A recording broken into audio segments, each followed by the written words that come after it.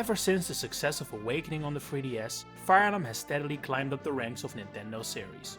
With Free Houses having now beaten Awakening's numbers to become the new best-selling game in the franchise, many people's introduction to the series has come in the last 10 years or so.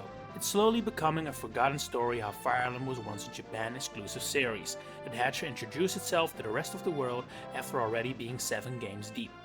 Today, I want to take a look at how what we now know as Fire Emblem the Blazing Blade took its journey from Japan to the West, and how Lyn's story gave every new player a masterclass in a series that would go on to sell millions. The impact Super Smash Bros. Melee had on the trajectory of Fire Emblem has been well covered at this point. After just missing out on the original Smash Bros. On Nintendo 64, Sakurai and his team included Marth in the sequel, while reserving another spot for Roy. Both of these inclusions were a little weird in retrospect. Marth hails from the first game in the series, Shadow Dragon and the Blade of Light, and reappeared a few years later in its remake/sequel, Mystery of the Emblem. However, he didn't show up in any of the games that followed, meaning his last appearance was a full 8 years before being included in Melee. For reference, that would be like adding Corrin now. Roy was on the other end of the spectrum, as his original game, The Binding Blade, was on the verge of release on Game Boy Advance, eventually doing so 4 months after Melee. The two characters were very well received in the West, with many fans curious and excited about their designs and origins. Basically the opposite of how Smash fans respond to Fire Emblem characters nowadays. The newfound popularity of the duo, as well as the success of Advance Wars, another intelligent systems-made tactical RPG, led to the green light being given to the localization of Fire Emblem. An English version of Roy's game was considered, but since a new game was already in development, it was instead decided that would be the game that would introduce the world to Fire Emblem. And this game was simply called Fire Emblem. No difficult subtitles, just easy and simple. But the series has grown a lot since then, so the game has been effectively renamed to Fire Emblem the Blazing Blade. This very clearly ties into the Binding Blade, Roy's game, and that's no coincidence.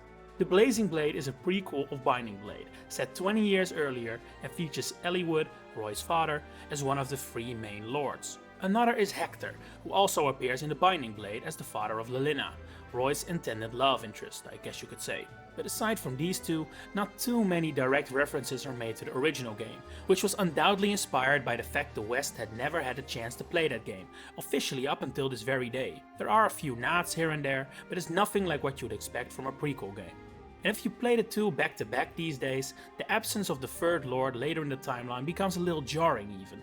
I'm talking about Lyn, the first female lord in Fire Emblem history, although Celica from Gaiden did beat her as the first female main character. She was included as an introduction for all new players, with her story being a relatively easy but still engaging tutorial to the many strange concepts of Fire Emblem, presented in the form of a prologue. While Lyn's story does factor into the overall plot of the game somewhat, its standing compared to Eliwood's story, the main tale of the game, is made all the more clear by the fact the game's unlockable hard mode skips Lyn's prologue entirely. Before Lyn's story even begins though, we are shown the intro cinematic of the game, which immediately makes clear that while the story you're about to play may start out with relatively small stakes, there are dragon-sized fish to fry here. Lyn's story starts off like many modern Fire Emblems do, with her coming across an amnesiac man in the middle of the plains. At the time though, this was an entirely new story beat. This man is your avatar, the first ever in Fire Emblem, although you can't customize him too much beside a name and birth month. In Japan, you actually give him a blood type instead of a birth month. This was removed in the West. The canonical name for this character is Mark, so that's what I'll be using as well. Lyn has taken it upon herself to help our character regain his strength. It doesn't take long for bandits to show themselves however, and the two engage them, with Lyn as unit and Mark as strategist. A text box pops up which gives a very brief crash course about the basics of Fire Emblem. I think there's a solid chance this box is a core reason why Mark exists. It allows the game to refer to the player as you in a way that makes sense and still feels direct and helpful. And considering Mark's role in the story is minimal, I think it's definitely plausible he was only included to visualize the player's role in the game to newcomers. We are then instructed to move Lyn closer to the bandit, who of course nears her as well, but is unable to reach her. This leaves him vulnerable, meaning the player's turn can then introduce the concept of attacking. Lyn is scripted to not hit a critical hit here, despite having a 3% chance to do so. Otherwise, new players wouldn't learn what happens during the enemy's turn, where the bandit attacks Lyn again, only for it to be defeated. It also means Lyn ends up hurt, meaning she can tell us about the effect of items, a vulnerary in this case. Next, we have to focus on the boss of this initial chapter, who is waiting for us on the gur nearby. If you're just like Mark and don't know what that is, a gur is a round hut used by nomads, particularly in the steppe region of Central Asia. It introduces Lyn as a strong deviation from usual Fire Emblem lords, who are all royals or nobles, living in huge castles and ruling over territory. In fact, Lyn is still the only lord in Fire Emblem history to not wear a cape, which is of course a bit of a high-class fashion choice. She is, as the chapter calls her, a girl from the plains, the lone survivor of a nomad community who's packed to the brim with survival skills but has very little experience at the castle courts. She's an independent girl, 15 in the Japanese version but aged up to 18 in the Western releases, and holds a great sense of pride towards her heritage on the plains of Sakai. We're heading into a bit of speculation here, seeing as very little is known about the creation of Lyn, but I think there were some key decisions made to make Lyn the perfect lord for newcomers from all over the world. The most obvious one there is her design, as she's clearly meant to be an attractive character to the predominantly male audience of Fire Emblem. Considering she's still a fan favorite 20 years on, I'd say they succeeded. This is also further amplified by her connection to Mark, the player's stand-in. While it never goes remotely as far with the avatar love as later games do, her relationship with Mark is made clear to be very deep, although the player is unable to romance her, or anyone for that matter, in this game. A more interesting side of her character in this context though are the low stakes of her story. Lyn's story starts out fighting a few simple bandits in some random plains, and unlike for example Fire Emblem Awakening, it's not soon revealed she's actually the princess of the entire kingdom or whatever. As we'll dive into more soon, her story remains low stakes for a good part of the story, eventually slowly ramping up to add a bit more political intrigue. But everything remains fairly small scale. We don't cover a lot of ground, the noble characters involved are small time, and there are no world-threatening entities or mad kings to speak of. As such, new players are slowly introduced to Fire Emblem's world, the continent of Alib in this case, before Eliwood's story takes up the torch and becomes a full-fledged Fire Emblem plot. It's a very logical way of building a world, and good storytelling, starting from the bottom and slowly expanding and climbing to the top. And yet, Fire Emblem usually does it the other way around. It begins with the characters on top, only to break them later, forcing them to rebuild what they've lost. And while that's also perfectly fine, it works wonders, I think for an introductory tale, switching up that formula was the right choice. Anyway, back to the chapter. Lyn defeats Bada the Beast and gains enough XP to level up, allowing an opportunity to explain how that works. Since he was a boss, Bada was a little more difficult to defeat, teaching players that's to be expected of the enemy guarding the gate, as well as the healing effect that has on him. After seizing the gate, the chapter ends, and shares some backstory about Lyn, before making this new duo permanent and starting the game properly. The next chapter introduces Sain and Kent, two cavaliers, and after some humorous moments, they join us in a battle against bandits. Immediately, the game explains that if Kent or Sain fall in battle, we will lose them for the entire tutorial, which is actually kinda mild compared to the permadeath the series is known for. We are forced to attack a bandit with Sain, who's using a lance against an axe, prompting him to always miss. In a fun way, the game introduces the weapon triangle to us, by having Kent give Sain a sword as that works much better. This might honestly be the perfect way to introduce such a core part of the game. It's fun, it's engaging, and it's effective. In our next turn, we are forced to use Sain to attack another bandit, this time with our new sword. However, we end up missing due to the fact the bandit was standing on a forest tile. Another conversation emerges between the two cavaliers, and where the first gave some characterization to Sain, this one does the same with Kent. Once again, a very effective way of introducing the mechanic to new players. Another fun interaction follows after this, where Lyn trades Sain a vulnerary, introducing not only that mechanic, but also the fact cavaliers can move after certain actions. This one feels a little more usual in the tutorial department, but it's okay. The chapter then continues and ends when the player defeats all bandits. Afterwards, Sain and Kent explain their mission, which is to retrieve the granddaughter of the Marquise of the nearby region of Lyn, which is of course Lyn. It means that Lyn has noble blood, and while that may feel like a contradiction of my earlier profile of her, for Fire Emblem standards, this is minor stuff. While a bit of political intrigue will later be introduced in Lyn's story, she doesn't really care that she's a noble, and is much more interested in the personal side of this revelation, the fact she has a grandfather, albeit an ailing one. And so, the story develops as something more of a personal tale of a young girl wanting to meet her grandfather, as opposed to one fighting her way to power. That was never of Lyn's interest. The telling of what's effectively a miniature version of a full-fledged Fire Emblem story continues in the next chapter, where our gang visit an altar. Here, a couple of bandits are trying to steal the sacred sword, the Manikari. A woman calls for help, prompting Lyn to engage, forcing the rest to join her. This chapter teaches players about visiting houses for useful information and items, how to check opponents' stats before attacking, and a few new terrain tiles. But this is all done in a much more straightforward way than, for example, the weapon triangle. It does make sense though, because while this is of course important information, I wouldn't say it's as crucial as the weapon triangle to your chances of success. After the bandits have been slain, Lyn is allowed to touch the sword, which, lo and behold, begins glowing. The local priest encourages her to take it, and Lyn is able to draw it without effort. This is a story beat that happens in almost every single Fire Emblem game, where the Lord receives his or her iconic sacred weapon. That it happens so early as chapter 3 all the more shows this is truly meant to be its own tiny Fire Emblem story. In the chapter that follows, more and more types of units are introduced.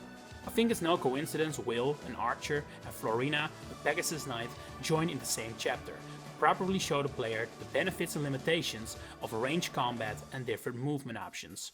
This chapter is set in a village, with the game's first armory, prompting an important explanation on weapon durability. I think it's definitely a good call to introduce the armory and durability at the same time, as it immediately helps relieve some of the stress it may have caused to newcomers. The next chapter introduces us to the very important notion of recruiting enemy characters by talking to them.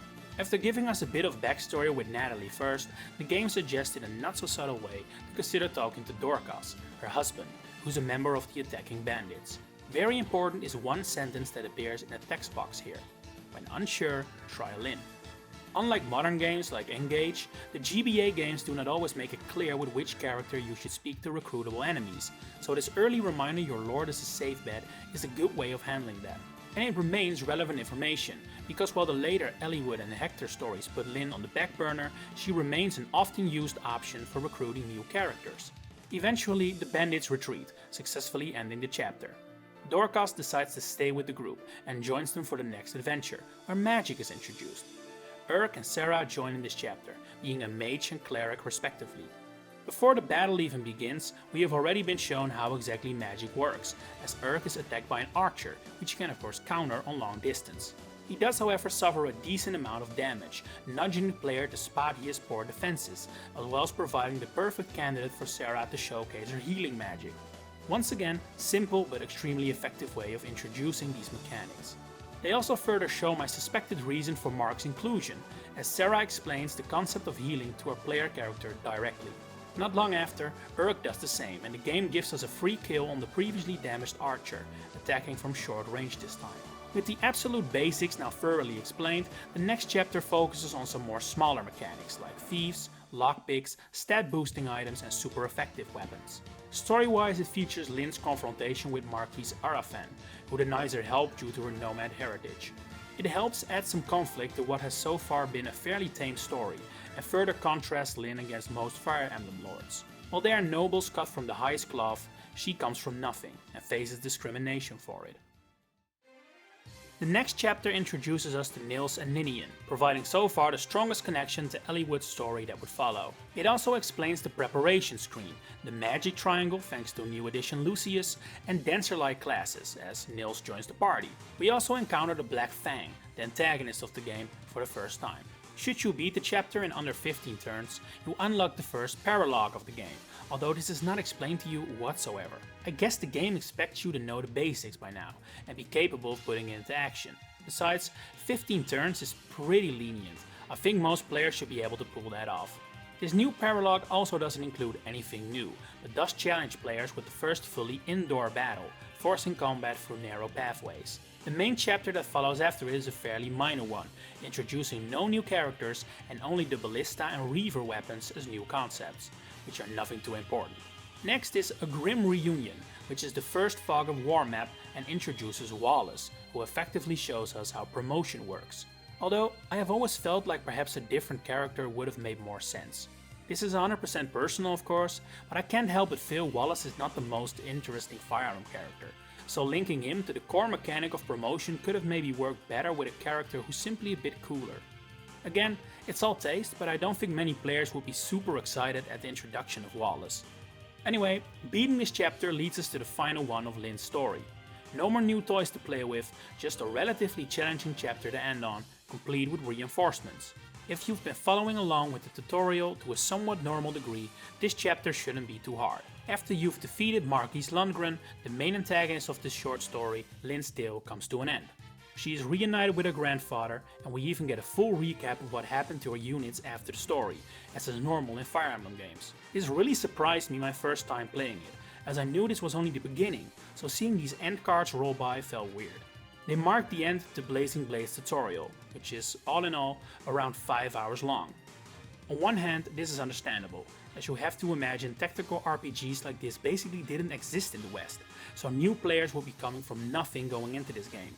On the other hand, I can fully understand it turns off veterans or returning players, as there's no option given to even skip it.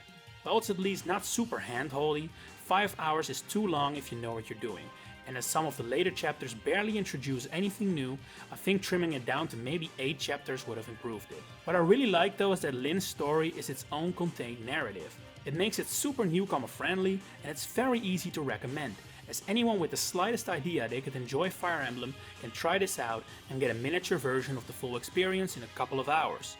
The story goes full circle, and while it's of course a little shallow and simple, you could never touch Elliewood and still experience Fire Emblem. The series would go on to grow, and Lyn would reappear as an assist trophy in Super Smash Bros. And become an often seen guest in Fire Emblem crossovers. Up until Awakening, Blazing Blade remained Fire Emblem's best-selling game, but since then, every new game has outsold it, even the Warrior spin-offs.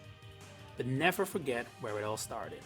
So many new players who began their journeys on the plains of Sakai would end up in Garreg Mach Monastery and the Somnio. If you enjoyed hearing me talk about Fire Emblem, please consider liking this video and subscribing, and for now, thanks for watching and enjoy the rest of your day.